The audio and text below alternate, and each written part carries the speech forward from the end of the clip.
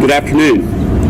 Thank you for joining us today. I am Bobby Cagle, Commissioner at Right From the Start, Georgia's Department of Early Care and Learning. Standing with me today are commissioners and representatives of other partner organizations, all calling for parents and caregivers of children to have greater awareness about the dangers associated with leaving children unattended in vehicles. We also want to demonstrate how quickly temperatures can rise inside closed vehicles, especially in the spring and summer, especially here in the state of Georgia. At this time, it is my honor to recognize the following state agencies and other partners who have joined us today, all experts in their own right with regard to this important issue. From the Georgia Department of Public Health, Commissioner and State Health Officer Dr. Brenda Fitzgerald, and Director of Health Protection Dr. Patrick O'Neill. From the Georgia Department of Public Safety, Commissioner Mark McDonough, who is also the Colonel of the Georgia State Patrol. From the Governor's Office of Highway Safety, Director Harris Blackwood's with us. From the Georgia Division of Family and Children's Services, Director Ron Scroggie. From the Governor's Office of Children and Families, External Affairs Officer Haley Howell. From Safe Kids Georgia, Director Beverly Losman. From the Emory Center for Injury Control, Dr. Deb Houry. From Grady Health System, Director of EMS Operations, Michael Coleman. From the Georgia chapter of the American Academy of Pediatrics, Executive Director Rick Ward. And we also are very honored today to have with us Erin Brewster, who is a parent of 7 children. The youngest is a 3-year-old. And with her today, she has Jack, Mary, and Francis Xavier. So thank you so much for joining us. In the interest of time, we are going to make everyone here available to you after the formal program so that you can ask them questions and discuss with them the important issues that we're facing, and also to gain the experience and knowledge that they have accumulated through the years. So you'll ask, why are we here today? Simply put, we're here today to save lives. Leaving children unattended in vehicles has become a leading cause of non-traffic deaths in this nation. More than half of all vehicle-related heat stroke deaths in children are caused by being accidentally left in cars, with more than 30% of the children involved in these incidents being in hot cars because they have accessed them somehow themselves and then become trapped. Shockingly, between 1998 and 2012, in the state of Georgia, we've recorded 20 hypothermia deaths of children in vehicles. And I hate to say it, but one of those occurred in 2011, just after I became commissioner of this department, in a child care facility in Clayton County. It really goes beyond heat stroke and hypothermia. In today's world, it's really no longer safe to leave a child in a vehicle unattended at all, especially with the carjackings that we have. We also know that children left alone in vehicles oftentimes are able to engage the vehicle in gear and have accidents of that nature. So we encourage everyone never to leave a child alone in a vehicle. So far this year, my department, the Georgia Department of Early Care and Learning, has already investigated 12 complaints of child care programs who've left children on vehicles. 8 of them have been substantiated, meaning that we can prove the fact that that happened. That's why last summer, we began imposing maximum fines on child care providers on the first violation of any transportation regulation, even when children are not present. For every day the facility remains non-compliant, we add additional fines. These fines increase with future violations and may result in penalties, including closure of the facility. In short, this kind of incident will not be tolerated.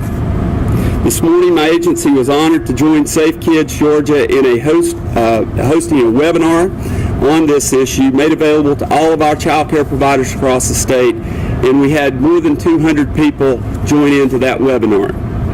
Safe Kids has an acronym that you'll see over here on one of the signs that Colonel McDonough is holding. It is ACT, A-C-T, reminding us to avoid heat stroke, to create reminders to ourselves, and to take action in the event that we see a child left alone in a vehicle. At this time, I'd like to introduce a fellow commissioner and accomplished physician who has practiced medicine in the state for more than 30 years. She's also served as a congressional health policy advisor and was a founding member of Georgia's Voices for Georgia's Children. A friend of mine, a friend to all the children in the state of Georgia and their families, Commissioner of Georgia Department of Public Health and State Health Officer, Dr. Brenda Fitzgerald. Thank you very much, Commissioner Cagle. And thank you for letting me be a part of this important collaboration. There is no single government entity or law enforcement agency that can, on its own, protect our children as they need to be protected. The hazards are simply too much and may lead to tragic situations. That is exactly why we are all here today to work together. So what do we mean when we say eliminate hazards? Well, I suppose you could mention a lot of things, but it really boils down to one basic fact. Never leave a child alone in a car, period. Never. It sounds pretty simple, but if you never leave a child alone in a car, you don't have to worry about the child being abducted, and you certainly eliminate your risk of a child dying from carbon monoxide poisoning or exposure to heat or heat-related illnesses. Now, being a doctor, I want to share a couple of medical facts with you. When we're talking about heat-related diseases, you need to know that children are not able to regulate their body temperatures like adults can. For a child may heat up 3 to 5 times faster than an adult. So that's one problem. The second problem is, developmentally, children are not really capable of handling the levers and buttons and things in a car, so that if they are left alone in a car, they're trapped. That's a simple fact. They're trapped. So when we talk about these hazards and we talk about it being a collaborative effort, I also want to say, from those of us who serve the public, that we need the public to also help us. If you see a child alone in a car, call 911 immediately. And I can tell you that every first responder will tell you that they'd much rather have it be a false alarm than to lose a child because someone didn't think to do anything. Since 2000, as Commissioner Cagle told you, 52% of the heat-related deaths in this state have been because of a child left inadvertently in a car. We certainly all live in busy times. All of us are multitasking. And for any of you out there who've left a cup of coffee or a purse, something in plain view, on the top of your car and driven off, you know how easy it is. And now we're talking about a small child sleeping in the back of the car. It could happen to anyone at any time. So we need to create opportunities to support each other and our families and our communities. Parents and child caregivers need to talk to the facilities where their children go. And if the child doesn't show up on time or unexpected, call the parent, call the facility. And certainly parents need to remind child care facilities if there's going to be an unusual schedule that day. And when you're home and your car is parked, make sure you lock your car and put the keys away, because as we all know, children like to play hide and seek, and they may think that the car is the perfect place to do that. It may be the perfect place to do that, but it's certainly not the safe place to do that. At this time, I want to introduce you to a remarkable woman who knows the human reality of this situation. Jenny Stanley is a full-time mother from Alpharetta of 2 teenage boys. 3 years ago, she lost her daughter, Sydney, to heat stroke. Jenny is here to share with you a reminder of just how quickly things can change. Jenny.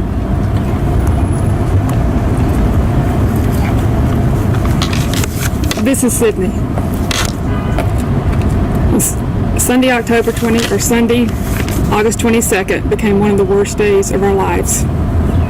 We expected the greatest experience, the greatest nightmare that any parent could possibly imagine. Our precious earth angel went to be a heavenly angel. It was a Sunday. It started as a regular Sunday. We had our usual battles. We're getting ready for church. Find your shoes, comb your hair. Yes, you have to wear something nice. And after church service, we were gathering the children and getting ready to head home. Sydney, our 6-year-old daughter, had not finished her craft in Sunday school, and she asked if she could bring it home to complete. Of course, I said yes. Once we were home, we had gone about our day. Sydney asked if she could go next door to play with her best friend, Anaya. This is a common occurrence. Anaya and Sydney were always at each other's house. And the mother and I, Lisa, had this unwritten rule that we would not take advantage of each other and send the kids back and forth. Logan, our oldest, who was 12 at the time, went to run errands with me. After we left the first store, I called home. I asked Mike to have Mason, our middle child, who was 10 at the time, to go next door until Sydney came home. And I felt it was our turn to trade off in taking care of the children. Mike called back and said Sydney's not next door. I gave him a list of the homes that she was allowed to play in and asked him to call those friends. You see, we lived in the neighborhoods like the ones we grew up in.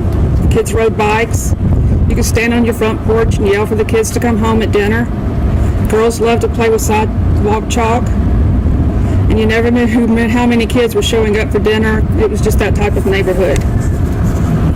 Mike called back again and said she was not at any of these homes. I asked him to get in the car and ride around the neighborhood to look for her. Logan and I were at Walmart by this time, and I left Walmart and headed back home. As Mike was getting into the car, he found her in a fetal position in the back passenger floorboard. We were about halfway home, and I received this phone call from an unrecognized number. And I couldn't understand a word that came from the other end. So I called the number back, identified myself, and said, who is this? Does someone need me? It was a cell phone of a family friend, and he said, yes, Mason called you. Mason got out on the phone. I can only make out a handful of hysterical words. We found Sydney, and she is very blue. I told him to call 911. They said they already had, and they were on the way. When I arrived home, the sheriff's car and the ambulance were in front of our home. So I ran inside. The neighbor from across the street stopped me and said, you need to know that she was very, very blue. I continued my race into our home. I found Mike, my husband, sitting on the stairs, holding his knees and saying, it's too late. It is just too late. And I remember screaming at the paramedics, please don't stop. Please don't stop. After what seemed like forever, but in seconds in other ways, the lead EMT told us that they were going to take her to the hospital. We told her we were right behind them. The head EMT came back into the house before we could leave, and she said she was very sorry, but there was nothing they could do. We asked to see her before we left. We sat in the ambulance. Mike and I held each of Sydney's hands and each other's. It was a time I could not describe. Such sorrow. And I've always heard the term, you die of a broken heart. I thought this was just a saying, but a broken heart is a very physical pain. After a time period, I told Mike that we had 2 children that needed us now more than ever. We needed to get out of the ambulance and take care of them. We will never know the reason this happened, but as a mother knows her child, I felt I know what happened. When we returned home from church, I cleaned out the items of the car. Sydney didn't realize I had gotten her craft out of the car. When I was not home to play, I am sure Sydney stopped by the car on the way into the house to get her Sunday school craft. And as she searched for it, she was overcome by heat. Who would have ever imagined that Sydney would have taken the craft to heaven herself? Thank you.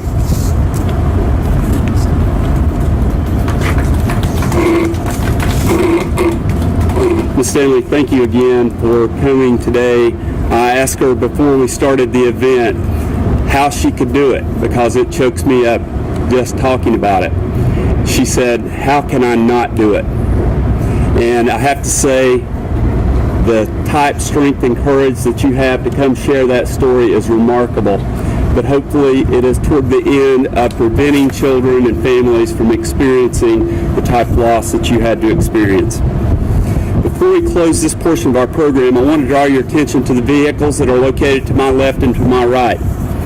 These clearly demonstrate how a warm day such as today can turn a car interior into a deadly place in minutes. These vehicles have only been parked here for a few hours, and while it feels comfortable outside, you can see the inside temperature currently is at 142 degrees.